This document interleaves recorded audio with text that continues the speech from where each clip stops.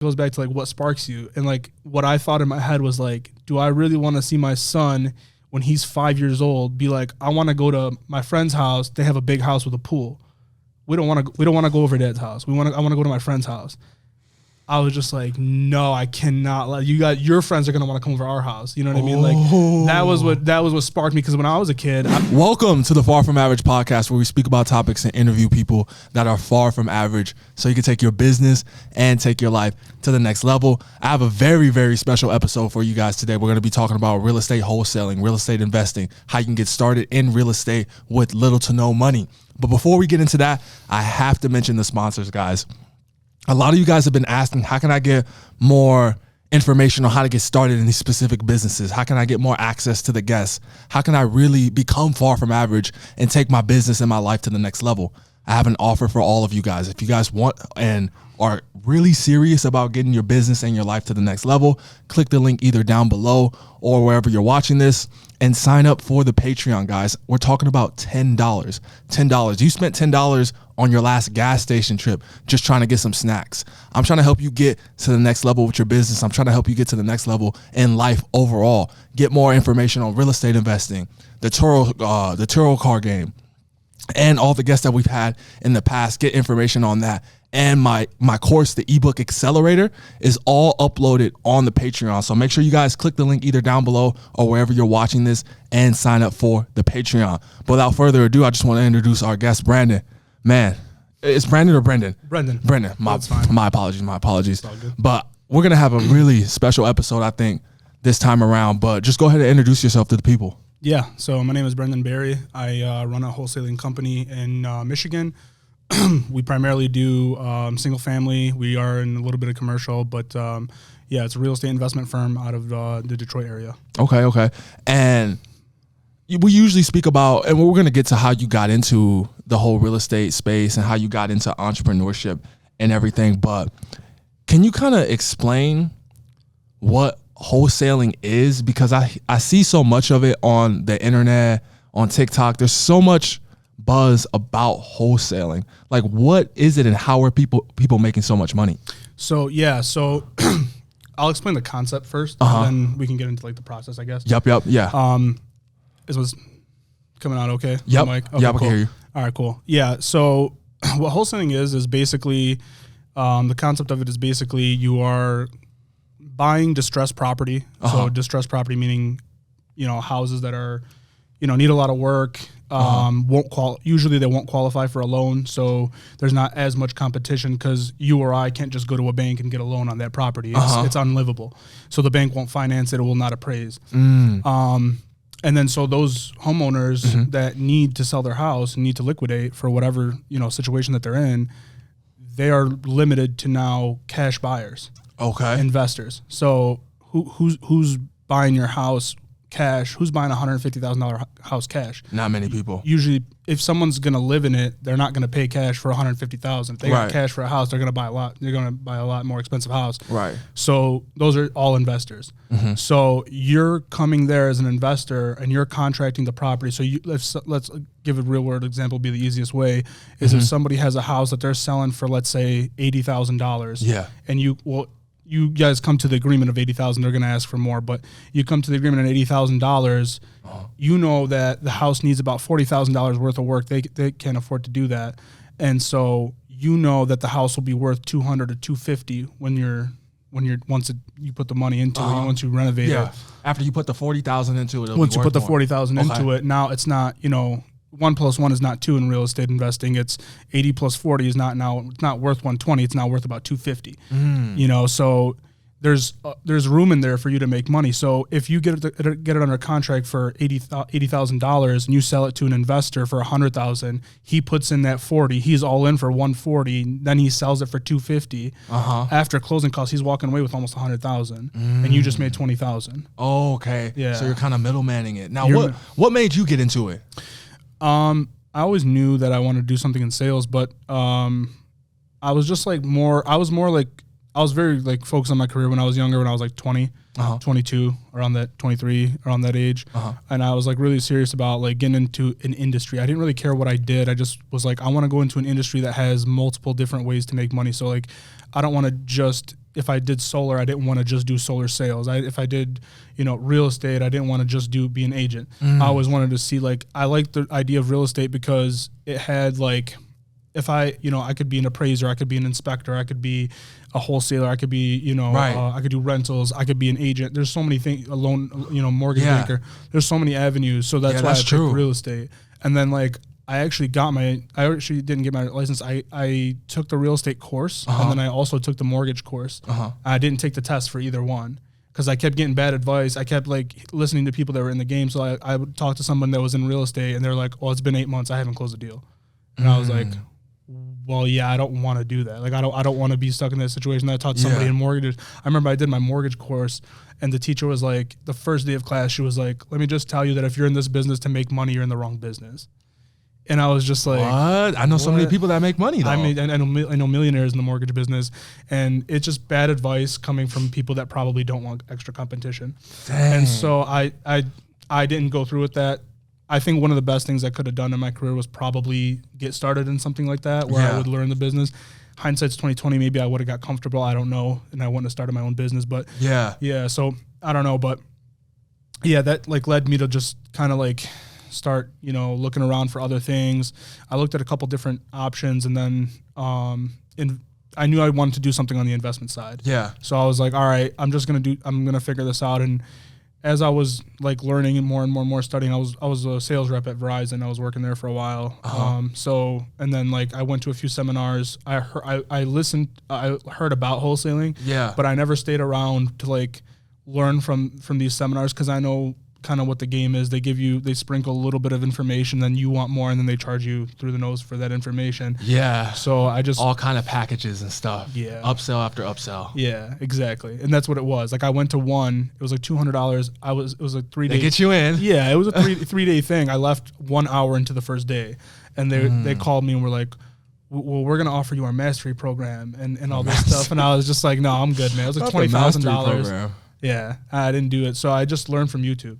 Yeah, that's crazy. So you learned everything from YouTube and online. It took me a lot longer that way. Now that I'm, in it, and I'm seeing people that learn from me, and they're doing better than I was doing at their age. 3-4 months in, it took me like 2-3 years. To really get. So you paid.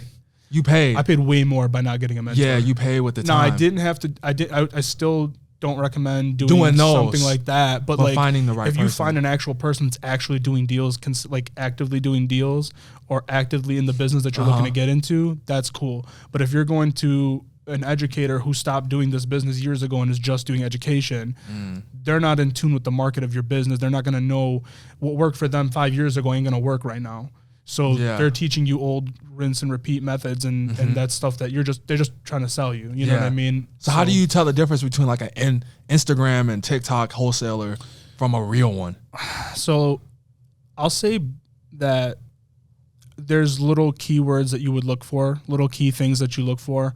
I know that there's people that are, selling courses and doing that, and if all they can talk about is the course and the education and the results, like, if you're in sales, you'll know basically, but, like, for the average person that's not in that. Yeah, that's just trying to get into it. I'm the average person, I have no idea, but I want to start making money in real estate. Problem is you probably won't know, and you'll probably get scammed. That's really the That's problem. facts, because when I first got involved in business, I got scammed on a couple of courses too. It just takes time.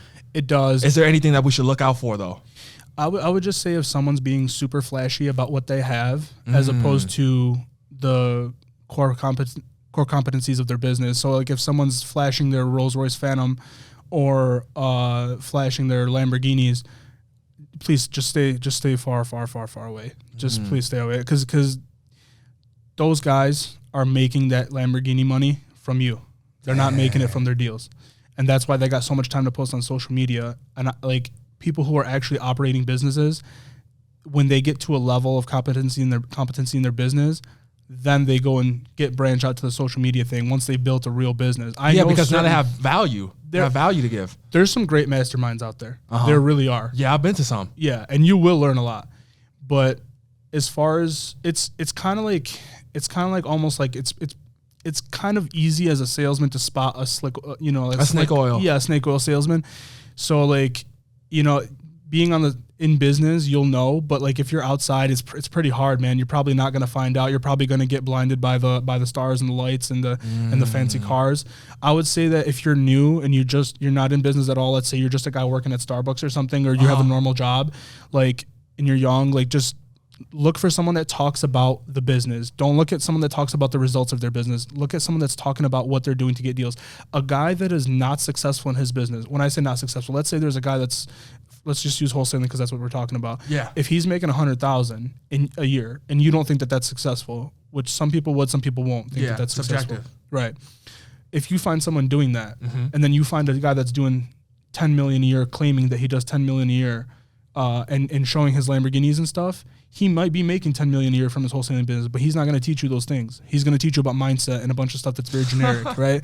So wow. If you find someone making 100,000 in your area and you know he's really doing deals, especially in your market, that information that he gives you is infinitely more valuable than someone making $1 million who's going to hide the secrets of the game. Yeah. You know what I mean? If you can learn from someone that's actively doing deals, that person making 100,000, what he teaches you, you could probably make $1 million from it, but maybe he just can't. Maybe he's not putting as much time in. Maybe he's got a family and he's happy with 100,000. Maybe you're a single young guy and you want to go make $1 million. You might make 250 your first year. You know what I mean? So it just depends on, you can learn the concepts from that person. You just listen for the actual, like information. Don't look at like what it can do for you. It's not going to do anything for you. You learn that information and you do with it what you can do with it. It's kind of like, so that's kind of like how I would say, what I mean? No, that's super informative. You spoke about the guy or the two different types of people. Somebody who's got more of a family, they're okay with the $100,000 a year versus somebody that's young and wants to go get it. They want to make $1 million. How much did you make your first year doing this full time? Yeah, my first year I did $105,000. $105,000 take home. I was all profit because I didn't do any deals myself. I was partnering with other wholesalers and I was just finding buyers in my local area. So I would go to like property management companies. I would like door knock on property management companies. Oh, you were door knocking? Oh yeah. I did. I was just like, I had no guidance. No one helped me. No, like YouTube was very the information you get is good, but it's like information that if you have money to invest in it, you can implement. But if you don't, you can't. It's like, okay, I know this, but exactly. If you spend $10,000 a month on advertising and SEO and pay-per-click and direct mail, you'll make a lot of money. Sure. Where am I going to get $10,000 a month to spend from? I don't even make $10,000 a month, so how can I spend that? Exactly. So that information, some of it was good and some of it was just not really useful. So I was just like in a place where I'm just like, I'm not really like an analysis paralysis type person. I'm really like an action. I gotta if I have an idea at 9 a.m, I need to be making money by 5. You know what I mean? Like I gotta be making money that day from it. Like if it's a good idea that I think I can implement, I'm throwing money at it. I'm pushing money into it, and I'm trying to make money from it right away. I'm not gonna, even if I just see $1,000 from it or $500 from it, I want to see that it's possible to make money from this. Now I know that if it's possible, then if something is possible, then it's able to be duplicated. So if I can make $100, I know I can make $1,000. If I can make $1,000, I can make $10,000. Now the only thing that differentiates those things is how much of an uphill battle is this to get to that point. Exactly. So could I make 100? Yes. Can I make 1,000? Yes. But is it easy to make 100, but extremely hard to make 1,000? If it is, then it's not a business that you really want to be in. That effort that you put, could you make 100,000 from it? Sure. But the effort you put into that, you could have been making millions somewhere else. So you want to make sure that, so like I hear people say like, it doesn't really matter what business you're in. If you're a hard worker in this, you can make That's a lot of money. Such a lie. It's a huge lie. It matters extremely what business that you're in. Yeah. Because there's guys in solar making $100,000 a week, and there's wholesalers at the top of the game that are making $100,000 a month, $1 million a month, $2 million a month, and it just depends on what works for them and what was an uphill battle or not. You know what I mean? Like, I could say that any market will work, and technically it will, but a successful market in Michigan will do differently than a successful market in Florida or California. You have wholesale assignment fees that are way bigger in California and Florida because the houses are just more expensive. There's more room for spread.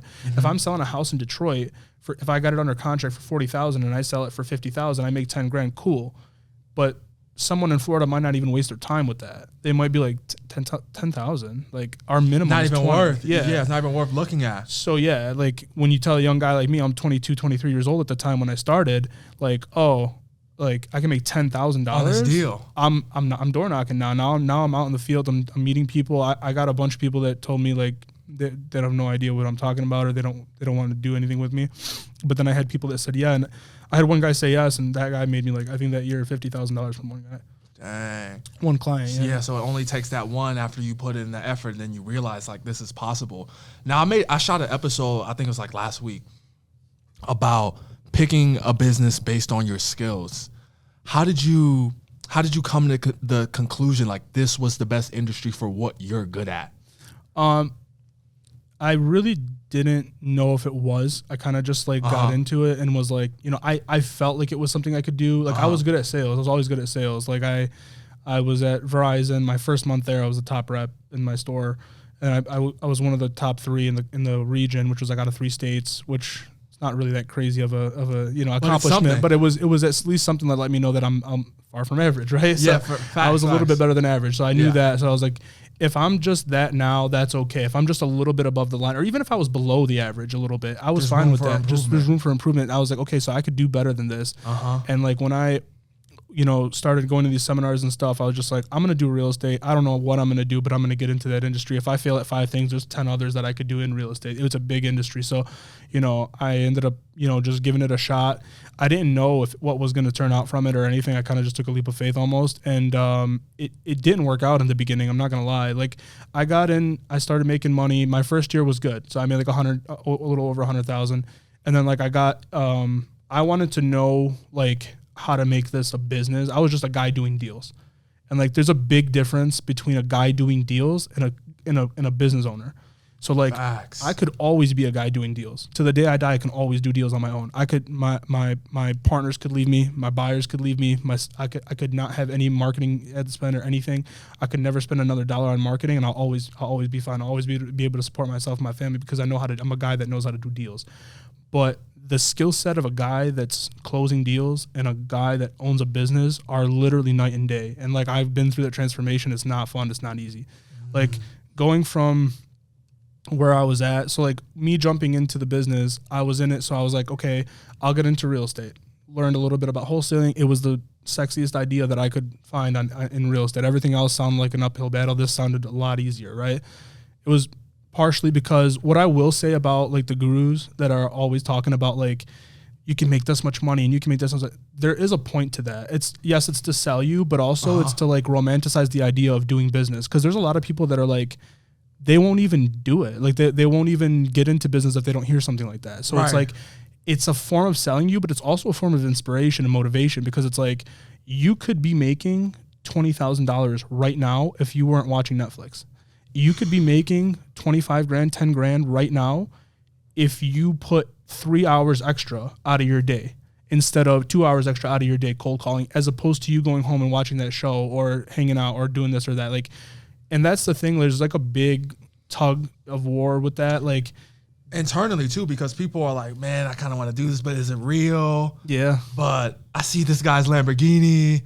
They're like, is it real? Is it not real? Yeah. So it causes people to give like half effort. Do you think? It does for sure, because it's demoralized. It becomes, there's a certain point. So like when you're not doing anything, when you're just looking for what to get into and you're just have a normal job, like for example, when I was at Verizon, like everything seemed cool to me. Like like every business, car salesman was great.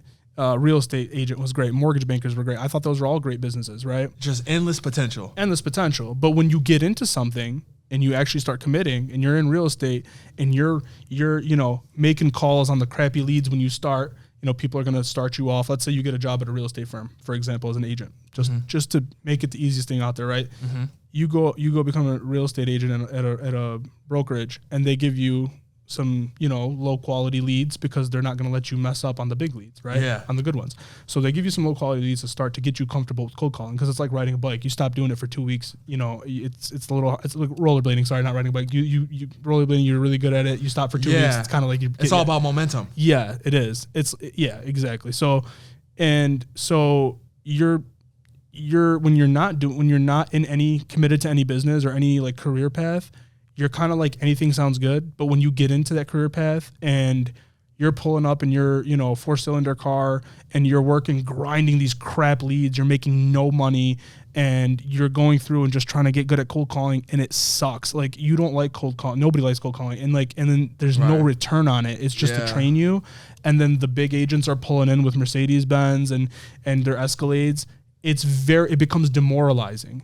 And so a lot of people will, man, even if I could attain that, I'm years away, so I'm just not going to do this. The time is going to pass either way, though. Exactly, it is. The time's going to pass either way, so just go through it. There's no, there's a very, thing in the culture right now with, especially the younger culture, is, that if something doesn't make you happy, you shouldn't do it, or that you have to be passionate about what you're doing, or that you have to be in love and wake up and love your life every day for what you're doing. I don't get the obsession with happiness because you're not always going to be happy. No, you're not. And have you ever met somebody that's always happy? Nope. I mean, you see people. I've met people who try to be always happy. They look pretty miserable. Yeah, the only reason happiness has any weight is because sadness exists. Exactly. It's the yin and yang thing, right? Yep. So it's like if you're gonna let that time pass, the difference is in 5 years, you could be driving a Mercedes, you could have a big nice house and hundreds of thousands of dollars in the bank, you can have investment properties, or you can get demoralized and have nothing in 5 years and still be doing exactly what you're doing now.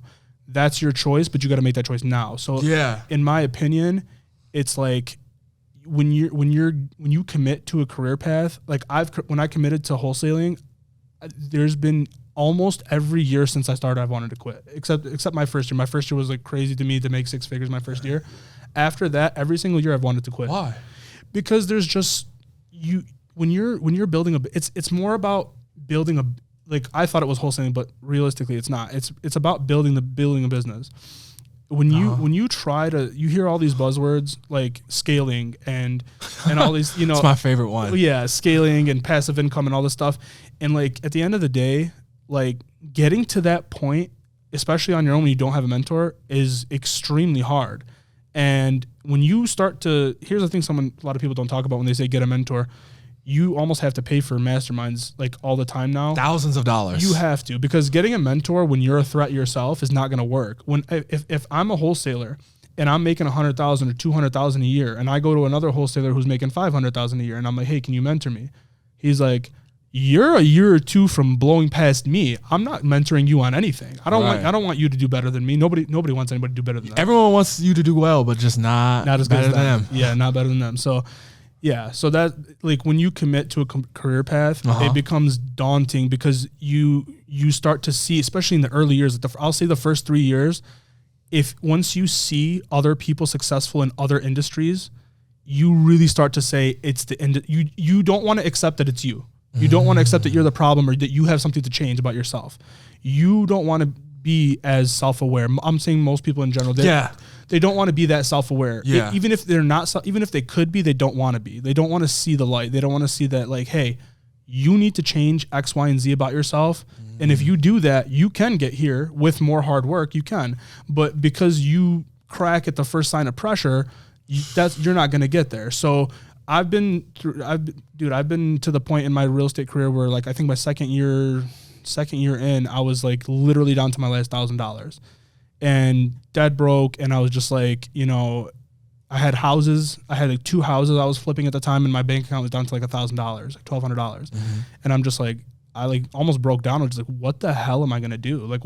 How am I going to get out of this? And I just thought about it. I was I have nothing to fall back on except me and my work ethic. If I'm going to go down, let me do it swinging. Facts. And that month, for everyone that thinks that it's BS, for that month, I made $53,000. We got the paperwork too. Yeah. Oh yeah. Yeah. We're gonna include the paperwork. This guy's legit for sure. 100%. And yeah. So I that month I did, and I was just wow.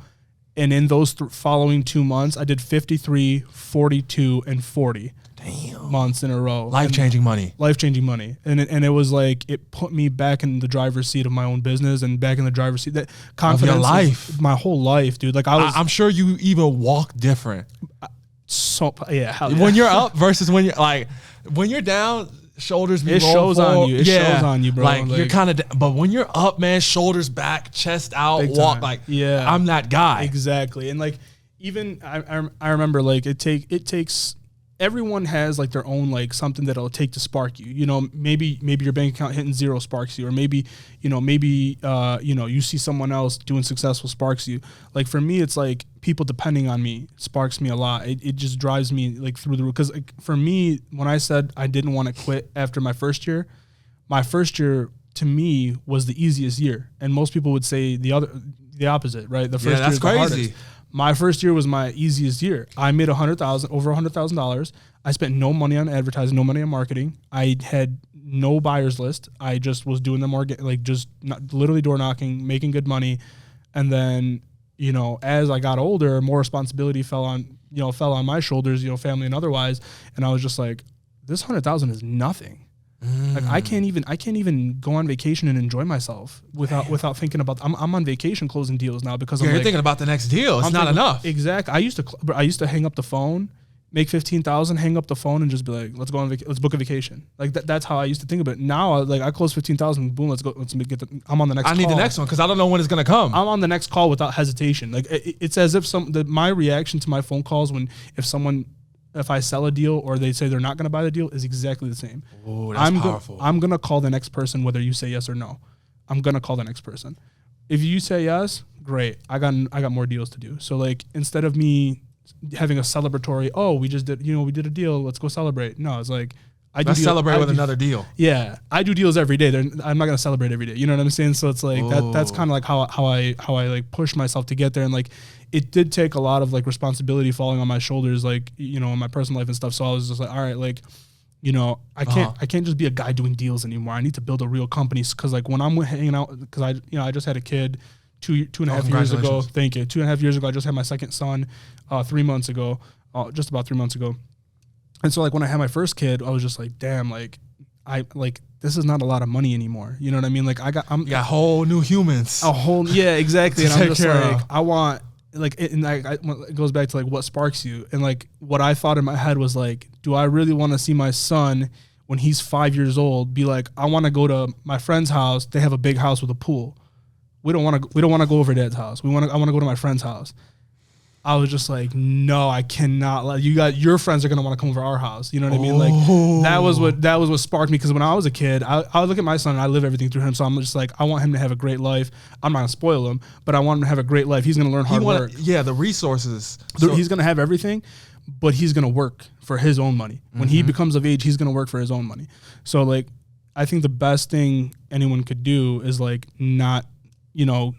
Everyone thinks like when you become successful that you want to like give your kids everything you never had, but if you give your kids everything that you never had, they'll never have what you had what you earned on yourself. Yeah, they won't have the skills to get what you have. Exactly. Yeah, that makes sense. You like, it goes back to that teach someone how to fish. You feed them for life. You give someone a fish, they feed them for the day. You know what I mean? So I want to be able to do that and teach my kids that. But yeah, so like. Those were the kind of like the things that sparked me and got me going in the business and into building a business. And like, so when I say I wanted to quit every single year, it was because it became so much harder when you're training people and hiring people and firing people and not knowing when to do those things. I'm letting a guy sit here and work for me for 6 months and not produce when I should have got rid of him in 1 month.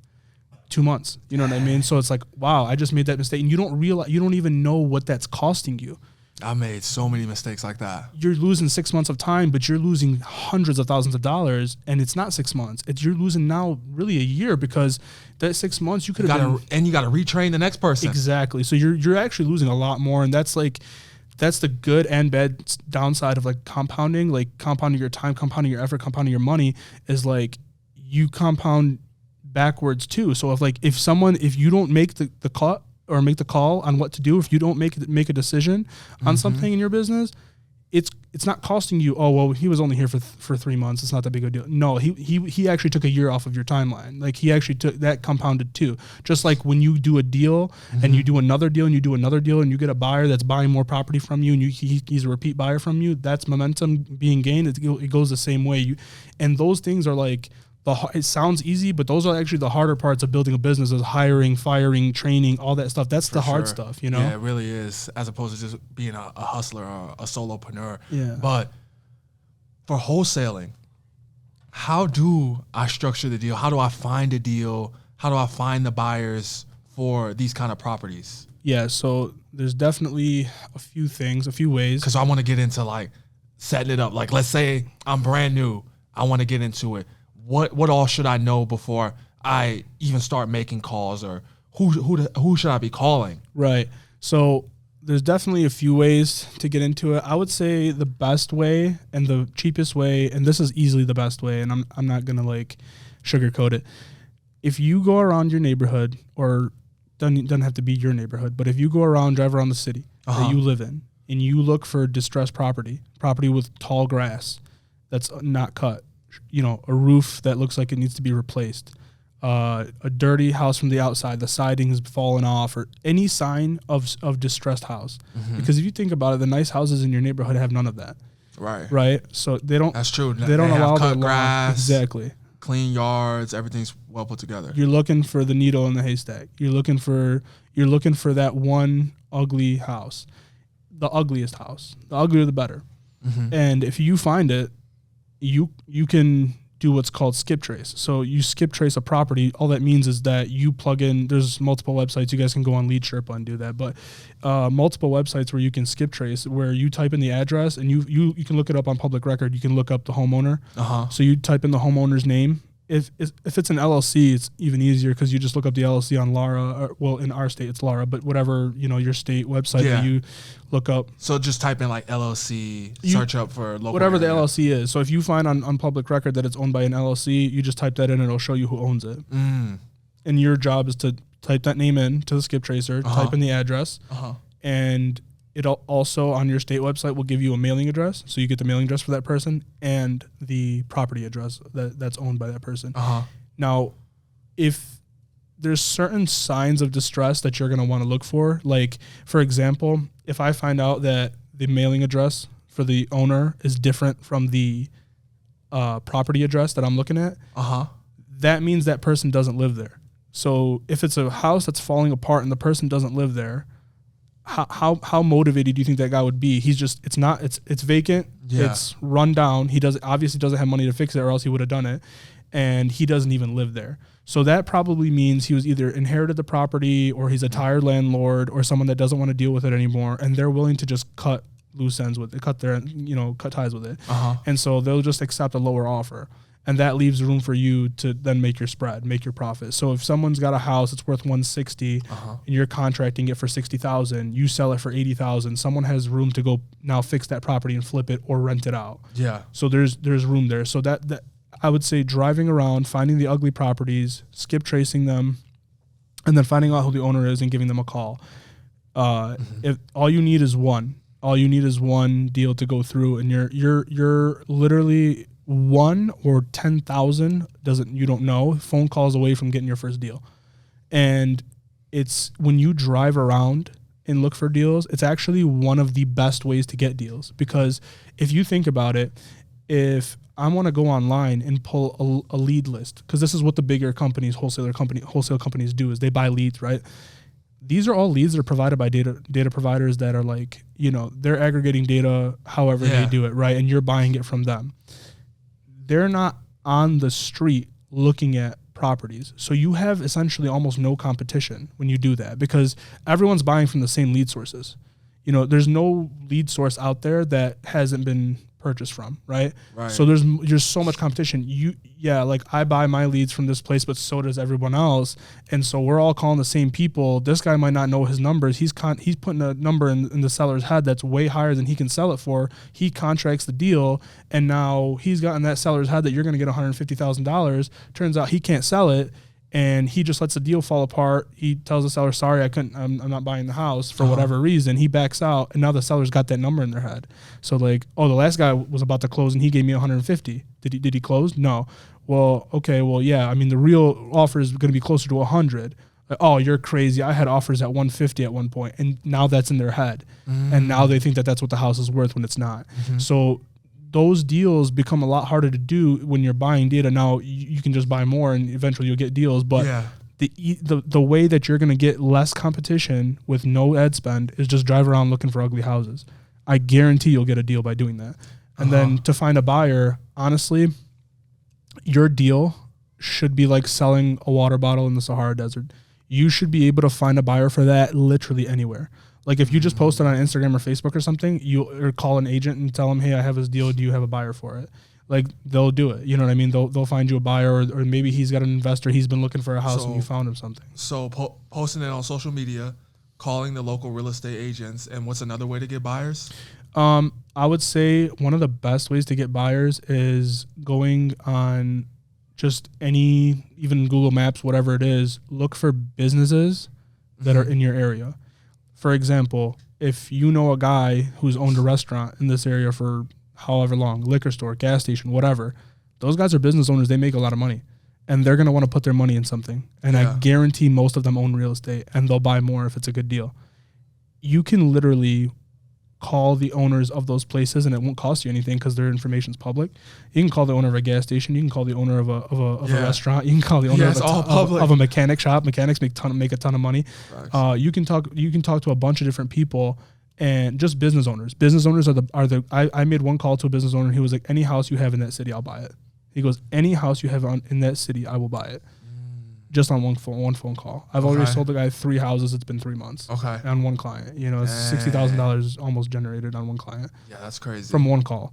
So it's like, for example, this will be a little bit of an inspirational story. I was in the area. I was doing a showing. I was looking at a property. I was making an offer, and it was fire damage, really run down. There was no way for me to make, like, the cost of renovating it would have been like building a new house. It would have been like building a new house, and there was no value there. So I left, and I was kind of miffed because I drove 30 minutes away to see it, and I was just like, I was like, let me see if I could find something else while I'm out here.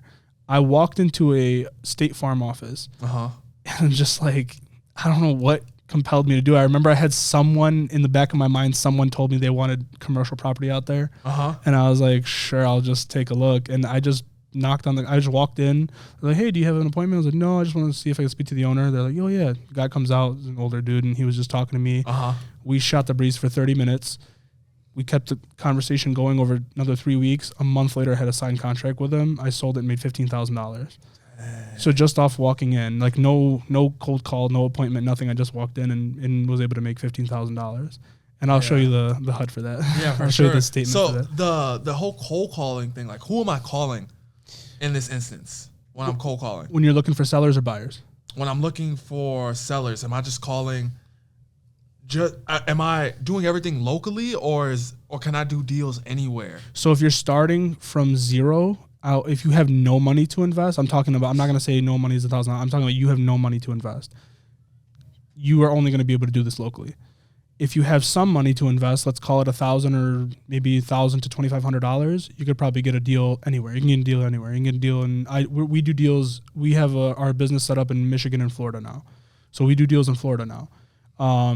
But you're going to need certain softwares, certain things that are going to be able to let you find deals out there because you can't drive, right? You can't drive. Is that the barrier? The softwares, and you say marketing. When you say marketing, like, I'm trying to understand, like, what do you mean? So it's a whole different business when you don't have money than when you have some money to invest. So I would say this will be an easy way to clear that up. If you're at zero, starting at zero, go do it locally. Find an ugly house. Find a way to contact that homeowner. Find the buyer through either an agent or a local business. I would say go to the local business. Now you have cash. Now you have $5,000, $10,000, $20,000, depending on the deal. Okay. Now you can buy a software. Now you can buy a software, pay for a monthly software of $100, $200 a month, whatever it is. That will allow you to get leads and buy leads. They're not going to be great leads, but if even just one of them works out, now you've made another $10,000 to $15,000, $20,000, and you just keep it going, and so you're able to buy leads now. You skip trace those leads, and you're cold calling those sellers. When you cold call the sellers and you finally get a deal under contract, you can go in Facebook groups. You can post them on social media, just on your story, and someone will bid on it, or someone will send you an offer. I sell about 70 or 80% of the houses that I post on Instagram, I actually sell them through Instagram. Wow. Yeah. And these are people from all over that are trying to invest. These are people from my city that are trying to invest. Okay. When I go outside of my area, like outside of my hometown, it becomes like I've got to create relationships with these people. Okay. I usually do it by calling the local businesses in other states. Yeah, so people if who have money. Yeah, exactly. So if I'm in Florida, I want to call the owner of a local like real estate brokerage or a local mortgage company or an insurance company or a restaurant or a gym owner. You know what I mean? Like I want somebody who would have the money to exactly, get involved in this. Exactly. And here's another pro tip for all you wholesalers out there. And I know nobody knows about this stuff because I hear it all the time. Okay, let's hear it. So a lot of wholesalers will sell to investors that are in the business. When I say in the business, their primary focus is real estate. Mm-hmm. Those are the worst buyers. Why? Right. So contrary to popular belief, everyone wants the buyer that can close the fastest, and knows their numbers and this and that. A guy that's in the business and makes their money through real estate, as opposed to using it as an investment vehicle, if their primary source of income is real estate, they're not going to pay you a large assignment fee.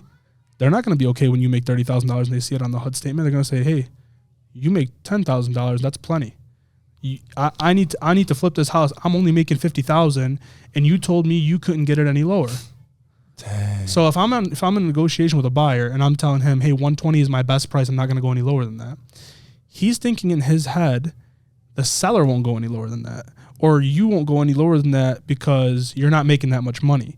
What they don't realize is that you can't go any lower than 120 because you might have other offers at 120. So if someone's offering you, if you have 3 other offers at 120 and someone's like, hey, I can close in a week, you're like, okay, I'll do the deal with you, but you got to be at 120. You can't come in with this 100,000 stuff. You got to be at 120 because I got 3 or 4 other offers. Offers. When they get to a closing table and they see, oh, you're making 20,000, you got to make 20,000. You're cutting into my deal. I could have made 60,000 now. So that's when you're on that side of it, it becomes very tough to build rapport. Even if you made someone a lot of money, they're looking at it as you took it away from me. I could have made more. They don't have that mindset because they're in real estate themselves. As business owners. I had a guy tell me one time, it's crazy. I had a guy tell me one time, I want to know how much you're making on this deal.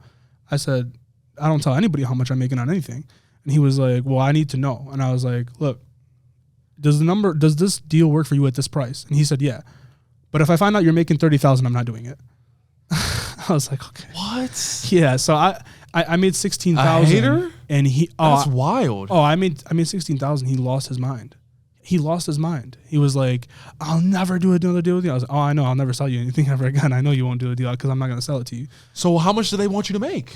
A lot of buyers are comfortable. It depends on your market, but a lot of comfortables in my market because Detroit is like lower income housing. Yeah.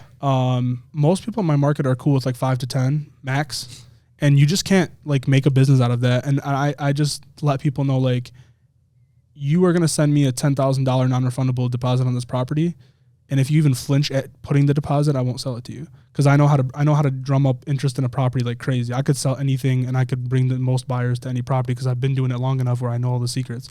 So your ideal buyer is actually not a real estate investor. Your ideal buyer is someone that has a business making their money from something else and needs a place to deploy their capital, needs a place to put their money where they can get, a return on it.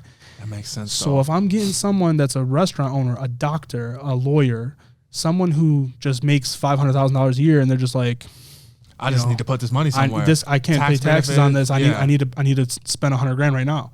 You'll be surprised how many people are in that position. And so they're like, yeah, I was about to sell a house for 85. The guy's like, and I'm making $10,000 at that price. I got it under contract for 75. I'm selling it for 85. Someone comes and says, I'll pay you 100 all day. So now I just made $25,000 as opposed to making 10. So I've had relationships with buyers where, like, I've had a buyer tell me straight up, like, you got to give me priority on your deals. We've done a lot of deals together. I was like, sure, I'll give you priority on them, but you got to come really close to the number that I need. Yeah. And he was like, one time I remember he told me, like, you're going to make your 5. Don't worry. My 5. And I was like, bro, I don't make 5,000 anymore. That was like a long time. I don't do $5,000 deals. And so, like, I showed him the deal and he was like, yeah, here, or here's 7. You can make 7. I made 18 selling it to someone else.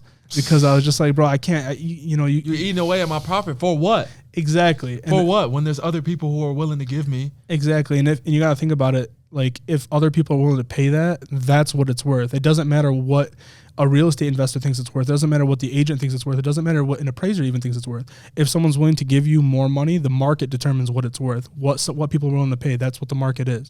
So if I have someone willing to go $100,000 over my asking price, and my best offer is $5,000 under my asking price, the market is this. The market is 700,000, not six. You know what I mean? So that's where it comes from. So I've had that issue a lot, but now I've trained my buyers to where it's not like, when you start off in wholesaling, you don't have the confidence in any business. You don't have the confidence to speak to someone the way that they'll actually respect you as another fellow business owner. This is the price. Yeah, you don't have that. And even if you do, it comes off generic. And it comes off almost like half-hearted.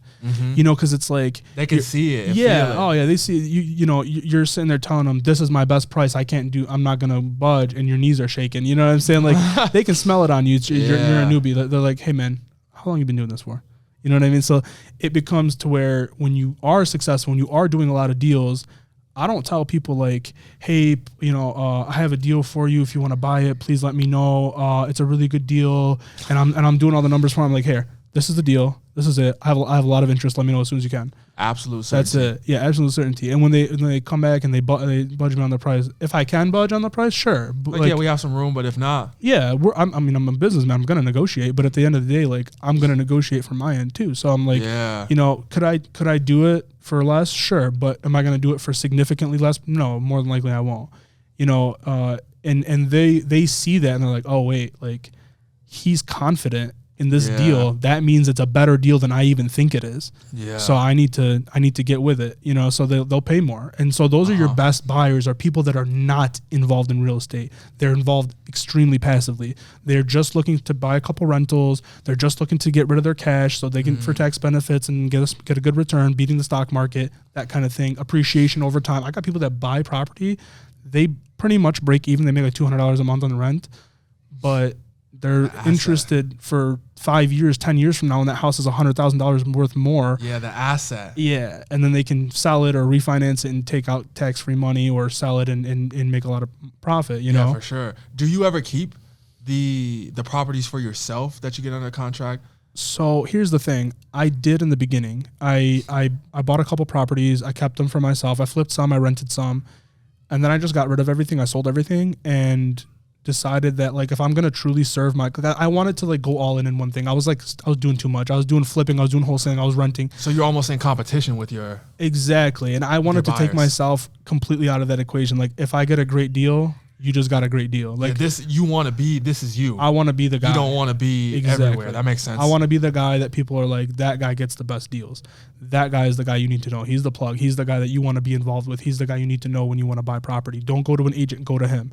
That's the kind of like confidence that you get from that. And then like being able to go all in on one thing, you have just so much more momentum. Like when I'm trying to do deals here and there, I'm selling deals. I'm like, I was flipping a house and I had 2 rentals, and then I was selling a wholesale deal at the same time. And I was just like, I had a big flip. I made like 65, 70, I think 65 or 75, I don't remember, $1,000 on it. My other flip, I made like 140,000 on it. So I'm sitting here doing all this work and I got 2 rentals. So I'm really starting to get momentum in this business. I'm selling wholesale deals. I'm making $5,000 on a wholesale deal. I don't really care. I'm making all this money everywhere else. Those wholesale deals I was selling for $5,000, I could have made $50,000 on those. I'm giving buyers are like, oh, I'm gonna buy more property from you. So you weren't expanding your income, you were dividing it. Yeah. It felt like I was making a lot of money. Yeah, but if you would have focused on that one thing, you would have made more. I would have made at least double, triple what I was making. Yeah. Because flipping houses, you do okay. Tell me about that. Tell me about the flipping of the houses, and because you have rental properties and stuff now, right? No, I don't do any rentals right now. I have a bad taste in my mouth from doing flips and rentals in the past. I'm gonna get back into it at some point. I just like, for me, it's all about like right now, because I'm in this is like the phase of business that I'm in. Is like I'm in the phase of like producing and like just looking at the numbers. So like when I say that, I mean like if I'm gonna put $20,000 down payment on a house, right? Because you can easily get loans that do that. And you gotta imagine, I've been in the business a long time. I know all the private money lenders in my area. I know all the hard money companies. I know how to get money. Yeah, you're well connected. Yeah, I can get finance on anything. I can get 100% finance on everything. I don't even need to. I can buy houses with 0 down. So like I know how to do all that stuff. So for me, it's more about like if I'm gonna divide my attention, I'm going to take away from wholesaling. I'm going to take away. And like, for me, it's like, I have a goal that if I'm not at 3 million in one business, then there's no reason to be looking anywhere else. Like, if you don't have a superstar business, why are you looking for another draft pick? You know what I'm saying? Like, you want to look for, like, I see, like, I had a guy come up to me, a perfect example, because I see this so often, and I can't like stress enough how like you need to be focused on one thing.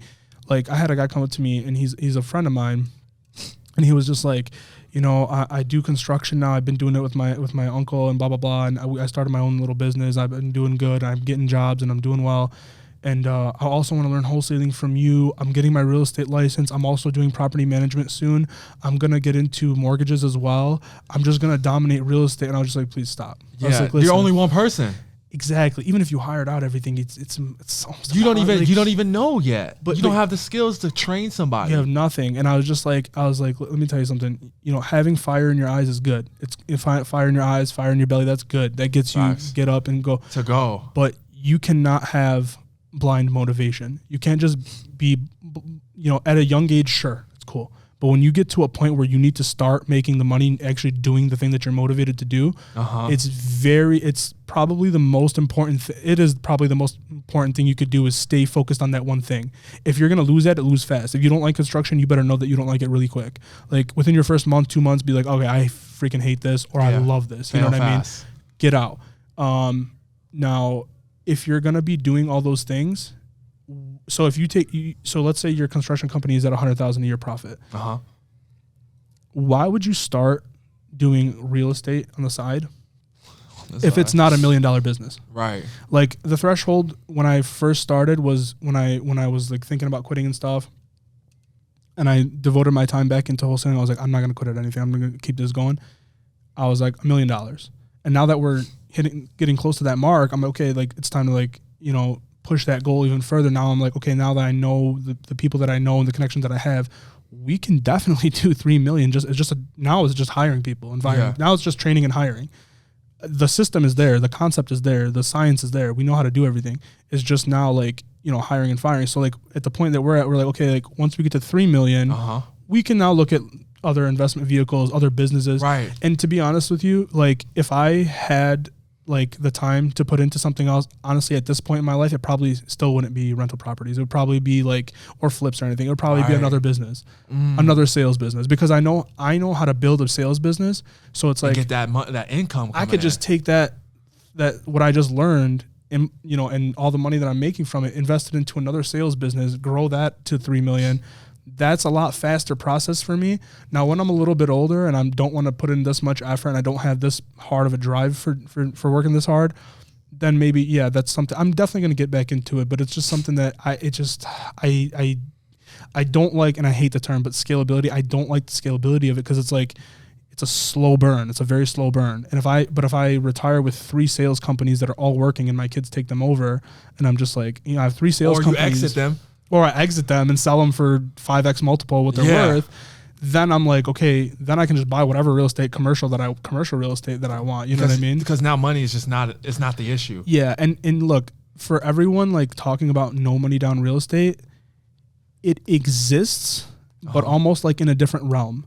Because what I mean by saying that is, if you think that you're going to get into real estate with no money down, you can. Wholesaling is probably the only way that I would say that you can do that. But if you're talking like buying properties with no money down, there's a way to do it. It's not easy. Like it's a lot easier. You have way more opportunity when you got a little bit of money to put in. It doesn't have to be a lot. I see so many ads for stuff like that. No money down. Get in with no money down. You can, but it's real. But the barrier of entry is high. Yeah. It can happen. We put a man on the moon. It can happen, right? But at the end of the day, is it easy? Is it even if it's not easy? It's not even hard. It's almost like it's just very, very uphill battle to get that done, because you got to convince someone to sell for under what the property's worth. You got to find people to fund that deal and make you a partner in it. It's a lot that goes into seller financing deals. It is possible, but again, it's more like, because you're going to have such a barrier to entry and there's not going to be a lot of deals for you, you want to target bigger deals when you do that. Yeah. But then again, you have to you have to master a lot of. It doesn't mean that you can just be a guy with no skills, no money, no education, and then do it. No, you won't do. Then it's not possible. Right. If you're not going to bring money to the table, you got to have immense value that you're bringing besides the money. So like, if you don't have money, then you got to have the numbers done. You got to have the pro forma, which is like a breakdown of the property. You got to bring value. You got to bring a ton of value. You got to have a good price on the property with the seller. You got to have already done the negotiations, the follow-ups. Why would they go through you? Why would they go? They have a guy. They have a guy already. Exactly. And something that you mentioned is just like possibilities, which I kind of like the possibility of making money, the possibility in that next 5 years you can be driving the Rolls Royce or whatever it is. What were your numbers really looking like? What are some of your best months? Like, how much have you made in like a month in wholesaling? Yeah. So the most money I ever made in a day was $55,000. And the most money I ever made in a month was just shy of 150. I think it was like $143,000. 143,000. Yeah, in a month. And that's all from wholesaling deals. Yeah, only wholesaling. Strictly. That's all I do. Strictly wholesale. You're completely focused on that, and do you think that contributes a lot to the fast growth and the success? Of course. Yeah, it's the main reason, because I'm not like a genius or anything. I'm not smarter than the next guy. It's just I'm fully committed to this, whereas you're trying to do Airbnbs and wholesaling, and you're trying to start your side gig that, you know, you're doing X, Y, and Z, and you got a part-time job. Like, I'm not doing all that. I'm fully 100,000% committed to this business. I literally, even deals that I want to buy myself, I've taken myself out of the equation to be that committed to my business. I want to provide my investors with the best deals.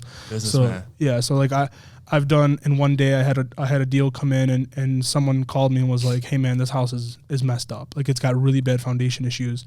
And, you know, I know you're the guy, so find me a buyer for it. I was like, cool. Mm-hmm. 2 hours later, I called him and I offered him a price. He accepted without hesitation because he made $50,000 on it. And then I called the buyer and sold it to him, and I made another $50,000. So there was actually $100,000 assignment fee that was in that deal, and we split it.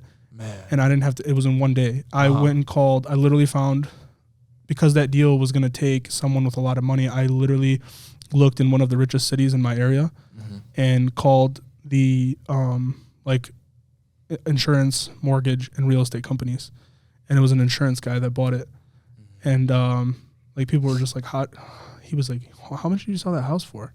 And I was like, I told him the number, and he was like, you know what we got it for? I was like, what? He's like, we had it for $270. You made us $50,000 and you made another $50,000? I was like, yeah. And he was like blown away. And he's been in the business like 10 years.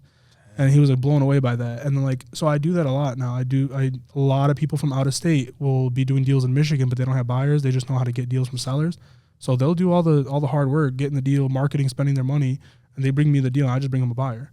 And that side of my business has grown to over $30,000 a month consistently. Like, and that's on the low end. Like if I'm focused more on that side of the business, we've done 50,000 easily in a month. Yeah. Like, that's like a walk in the park to do 50,000 these days. Man. Like we do, at least on the JV side now, because like we've just recently gotten more committed back into that. We go back and forth. There's like, for all those that don't understand what I'm saying, let me break it down. There's the acquisition side of the business. And that's getting the property under contract. Through the seller, yep. You get the property under contract with the seller, and then you go find a buyer. That's a 2-step process. So your job's not done when you get the contract signed with the seller. You now have another job, is to go sell that deal. Yeah, you just earned a job. You earned a job. You literally earned a job. It's a great way of putting it. And so when you do that, you go and sell this deal. Now, that takes a lot of time to do both. You know, you're negotiating with the seller, then you got to negotiate with buyers, and you got to hold showings, and some people want to do inspections. And so it gets to the point where it gets daunting, and it's a slow burn on the acquisition side. There's money in it. There's real money in it, but it's a very slow burn. So you're following up with people. You got to think about it. How often is someone just gonna be like, yeah, take my house for less than what it's worth? Not here, take my house for here, have it. Yeah, here, take it. Yeah, whatever price you give me is fine. I don't care. It's the most important asset someone is ever going to own for most people. So it's like, it's not really going to happen. Every seller I talk to asks for Zillow price. Every seller I talk to asks for full retail price, whether their house is in decent condition or bad. And it's just because of lack of education. Someone who sees their house and they're just like, it's fine, there's nothing wrong with it. Well, to you, there's nothing wrong with it because you've been living here for 10 years. Connection. Exactly. And it's fine. And here's the thing that's a huge like disparity between the buyers and sellers, especially, is when someone goes in and they see the house and it is fine. When I say fine, it's not falling apart. Yeah. It's just outdated. But what the seller doesn't understand is in order for me to make the money, I have to change all that stuff out anyways.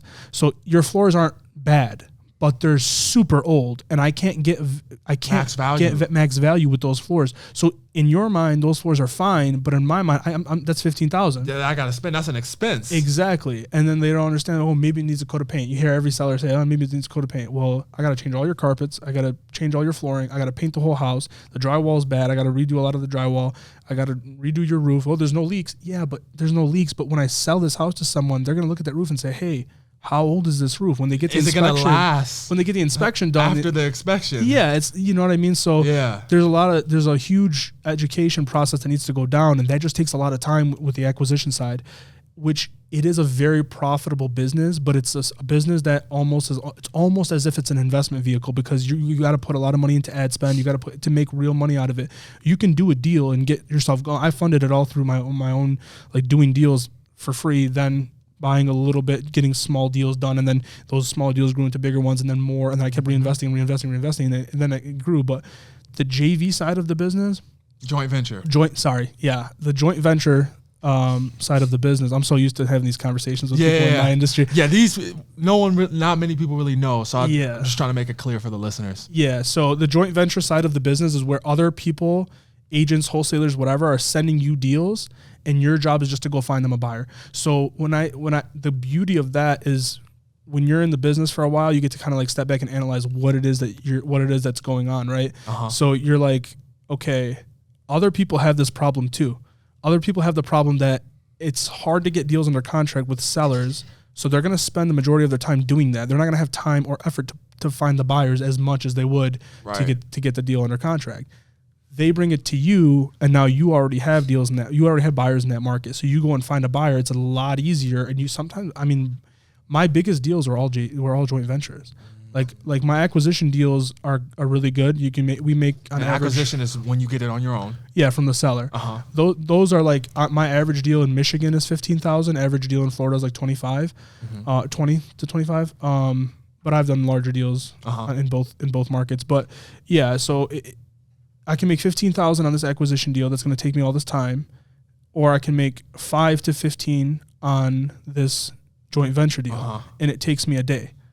And like, so I've gotten to the point in my business where we're doing like 3 to 5 deals a week, which anyone that's in real estate knows that's an insane number. That's crazy. Yeah. 3 to 5 deals a month would be very successful. Yeah. Yeah. That's high level. Now, do you have like a course or a program, anything like that, where people can get mentorship from you? No, because I know your focus. Yeah. I know your focus. But how can we, because obviously you know what you're talking about. How can I learn more from somebody like you? I will be doing a course at some point. I haven't decided what form I'm going to make it into, but I'm going to be doing a course at some point, if not a mentorship or a mastermind, something like that, where it's going to blow up everything. Cause like I'm literally going to give the absolute gems of the business, like the absolute secrets. For people that really want to get into it. Yeah. Really like stuff I said on this podcast are worth more than some masterminds. A lot of courses. Yeah. For real. It is. For real. And, so I will end up doing that at some point. Yeah, for sure. How long are we going on this? We can still go. Okay, cool. And break down, because maybe like another 15, 20. Okay, cool. I did want to talk about, you got something else that you want to bring up? No, go ahead. Okay, cool. So I did want to talk about like what in my talking points in my hotel room today, I was like putting some stuff on paper. And one of the things I did want to talk about, because a lot of people either jump into mortgages or real estate agent, because they think that those are the only two options. Yeah, I was an agent when I was 18. Right. Okay, cool. So, what experience did you have as an agent? Did you find it hard? It was difficult, man. I was doing 50 to 100 doors. I was coming in at like 7 doing the for sale by owners, expired. Listen, it was pretty difficult, but after like 4 months, I didn't get anything. All right. And then I got into the credit business after, and then I started doing well with it. Good. Yeah. So for all the people that are interested in real estate and, I feel like so many people, and I know it's true because I've seen it in my not just my community, but just anyone that reaches out to me. I do get a lot of people that reach out and ask me to mentor or coach them. I'm sure because you got the proof. Yeah, and so I do get a lot of people in my hometown that ask that, and people outside, from social media that ask those questions. My biggest thing is like a lot of people don't want it as bad as they think that they do, and what I mean by that is like, you want to make $15,000. You don't want to make 5,000 cold calls. You don't want to make 150 cold calls a day. Like, you just want to make the money. So when you see like, facts, it's so romanticized on social media, like business, sales, real estate, whatever it is. And I feel like a lot of people think like, and I see it all the time where they get their real estate license, they post their headshot, and they're smiling, and then they're like, fresh suit. Yeah, fresh suit. From H&M. They're just excited to slick their hair back and shake hands and wear a suit. You know what I mean? And that's not what the business is about. Not at when all. you get Schooling. in, exactly. Like when you get in, your job is to bring value to whoever, sellers, buyers, whatever. So if you're an agent, I highly advise agents stop the lazy marketing. And what I mean by that is you posting a picture saying, contact me for your real estate needs, is very generic and it's very lazy. Wow. And agents need to stop doing that. No, I think they should take a more direct response approach, like 5 things you need to know before purchasing a house. Yeah. Get this free guide or something along those lines. Those do help. Just contact me. Yeah. I feel like there's no value proposition. Yeah, there's no like why? Right. Why should I contact Call you? me for all your real estate needs. Gotta have a compelling reason for somebody to do something right now. Exactly. And I think that when you get in as an agent or a mortgage bank, whatever it is in real estate or honestly business in general, find what's the quickest way to bring value to someone ahead of you. Find the quickest way. There's no money in easy. So stop posting contact me for real estate needs. That's lazy. That's easy. There's no money in easy. There's money in the hard stuff that nobody else wants to do. If real estate investors, call it someone that owns a business and just wants to invest in real estate passively, those people, they don't want to make the cold calls. They don't want to make 5,000 calls. They don't want to set up a wholesale business to fund their flipping business or to find them rentals and stuff. They just want to buy it, right? They just want to buy it and move on. Make a post or... Exactly. I mean, not make a post, but cut the check. Yeah, cut the check and move on. And so your job is to eliminate everything in between. Your job is to find the deal, become an expert in lead generation. When people get into real estate, especially any sales business really, they think that their job is to, become a real estate expert or become, an expert in their field, or an expert like salesy guy or like slick your hair back and smile and look the best and have the best suit and all. HGTV. Yeah, I promise you, it's not going to get you. Like building a skill like lead generation, one of the most profitable skills you could ever learn. Ever. It might be the most, literally, because what are all the largest companies? What else do they need? What else do they run their business on? They sell information. And so lead generation is a high level skill that like agents, wholesalers, any person in the sales industry should learn. And that's like focusing on skills like that. Or if you're really good at sales, you're able to get on the phone and lock up deals. Those are high level skills as opposed to you just thinking that people are going to do business with you because you are an agent now, or people, I see it all the time where they're like, it's an accomplishment for them to get their license and it's an accomplishment for them to get into a brokerage. That's your license to play the game. You have not accomplished anything yet. So like there's a very celebratory almost culture where we're all like, happy for each other and pushing each other, pushing positivity. And that's great.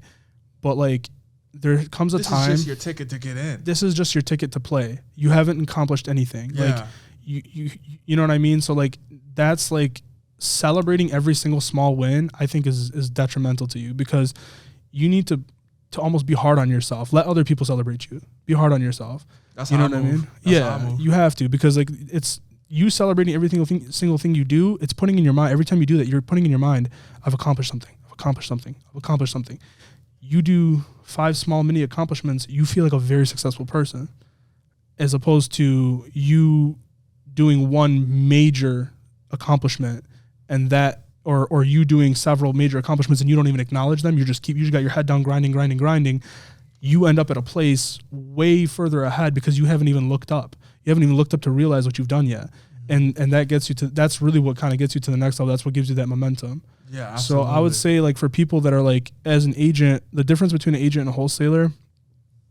So real quick, I just want to touch on this. Yeah, go ahead. As an agent, then we'll wrap it up from there. Cool. As the difference between, I just want to talk about really quick the difference between wholesalers and agents. The reason why I chose it, and I think you can be successful as an agent. You can be successful if you're getting into luxury and you make that your target and you're selling really luxury homes. But most people don't pick a niche and they just kind of like whatever comes their way. So you see a lot of people saying like anything, call me for real estate needs, residential or commercial, call me. I won't call that guy because he's not the expert in either. He's doing residential, commercial. I want the commercial expert. I want the residential expert. And I know who those guys are in my hometown. So I'm not going to go to the guy that says they do anything. They do anything because they want anything. They want anything to fall into their lap. They just want a deal falling into their lap. If you're so you can make money by picking a niche, but I even have a niche for my credit business. Exactly. I help people buy a car as fast as possible. Exactly. 60 to 90 days. Exactly. So that's like a niche. You're focused on people looking to get a car because that's like the most important thing that credit is for, right? Yeah. And that in a house, but like there's actually more ways to get around it with the house than there's a car sometimes. So right. When you look at the differences, the biggest difference I would say is that you're doing the same work almost essentially. In wholesaling, you don't represent anyone, so you're not on the hook for anyone. You're not representing anybody. As an agent, you're almost like you're the representative, right? You're not representing anybody in the transaction. To the seller, you are the buyer. To the buyer, you are the seller, but you're the middleman. You're representing yourself only. Yeah, you're in the middle. And then to make let's call it $10,000 is like the first check goal. So like everyone's first goal wants to hit is that 10,000 in one check. As an agent, you have to sell a $300,000 to $350,000 house to get that, right? And then you have to split it 80-20 minimum. That's like the lowest split you'll see for a decent broker with your broker. Then you have a compliance fee that you could charge it to the seller, but sometimes you pay it. And so after all that, you're making a little bit less than $10,000. But let's say you made the whole $10,000. That's $350,000 house. How hard is it to convince someone to list their house with you as an agent than it is when they have a bunch of other people in their family, people that they know that they probably have another agent because the barrier. I know someone. Exactly. So as a wholesaler, you only have to get a house under contract. You can get a house under contract for $10,000, sell it for $20,000, and you made $10,000. You're not tied to a 3%. You're not tied to anything. You're just keeping the entire spread for yourself. I would say that's one of the biggest cheat codes, and like in wholesaling is like when you're picking a career path, like the biggest difference is that, and then also like wholesaling focuses you to be like really makes you become a lead generation like expert. You have to do it if you're going to be in it long term.